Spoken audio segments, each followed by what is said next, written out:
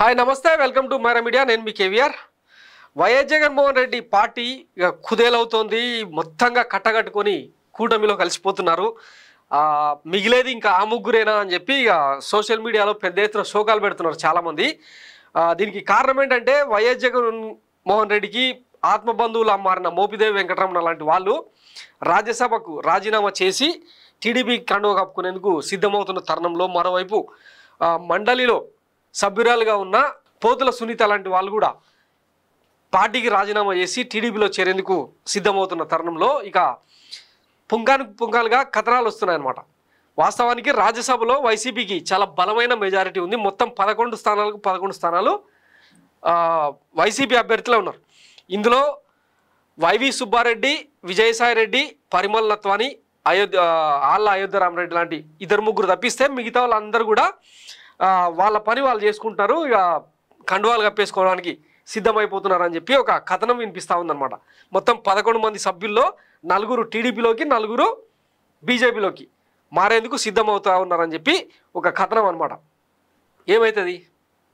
ఊడేది ఏంటంటున్నావు? YS Jaganmohan రెడ్డికి ఊడేదేంటి?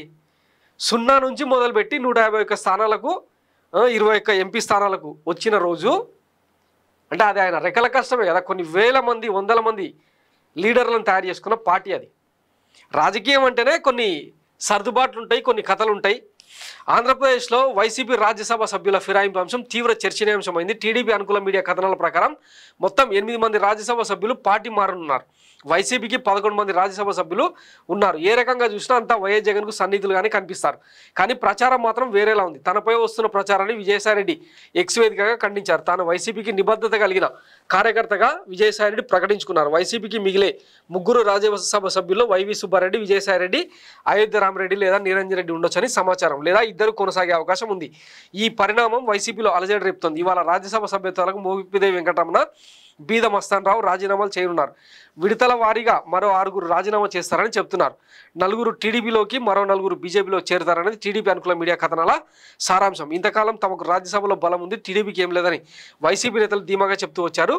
తాజా పరిణామాలు గమనిస్తే త్వరలో రాజ్యసభలో వైసీపీ బలం నామమాత్రం కానుంది. ఇలాంటి పరిస్థితి వస్తుందని బహుశా వైఎస్ జగన్ ఊహించి ఉండరేమో. రాజకీయాల్లో ఏదైనా సాధ్యమని చెప్పేందుకు ఎన్నైనా ఉదాహరణలు చెప్పుకోవచ్చు. గతంలో టీడీపీ అధికారంలో కోల్పోయినప్పుడు 4 రాజ్యసభ సభ్యులు బీజేపీలో చేరిన సంగతి తెలిసిందే. ఇప్పుడు అధికారం లేనిదే ఎవరూ ఒక్కరోజు కూడా నిద్రపోయే పరిస్థితి లేదు. ఈ కోణంలో ఫిరాయింపుల్ని చూడాల్సి ఉంటుందని చెప్పి కథనం అనమాట. సో ఇక పోయేవాళ్ళు పోతూనే ఉంటారు. స్టార్టింగ్ డేలోనే అంటే 11 స్థానాలకు పరిమితమై అధికారానికి దూరమైన తరుణంలోనే వైఎస్ జగన్మోహన్ రెడ్డి తన పార్టీ నేతలకు క్లియర్గా చెప్పినట్టు గతంలో కథనాలు వినిపించినాయి. వెళ్ళేవాళ్ళు వెళ్ళొచ్చు, నేనైతే అడ్డుకునే పరిస్థితి లేదు. ఎందుకంటే కూటమి సర్కారు అరాచకాలు, కిరాతకాలు అన్నీ తెలిసిందే కదా. మీకు ఎక్కడ అకామిడేట్ అవ్వగలిగితే అక్కడికి వెళ్ళిపోండి అని చెప్పి ఆయననే ఎంతలకు ఆయనే గేట్లు తెరిచిన సందర్భంలో ఇక ఎవరు మిగులుతారు? ఇక మాట్లాడుకోవాల్సిన విషయం ఏంటంటే కూటమికి ఇంచుమించు 164 సభ్యుల బలం ఉంది. పార్లమెంట్లో కూడా బీజేపీ, జనసేన అన్నీ కలిపి 22 మంది సభ్యుల బలం ఉంది. అయినా కానీ ఎందుకు ఈ కక్కుర్తి?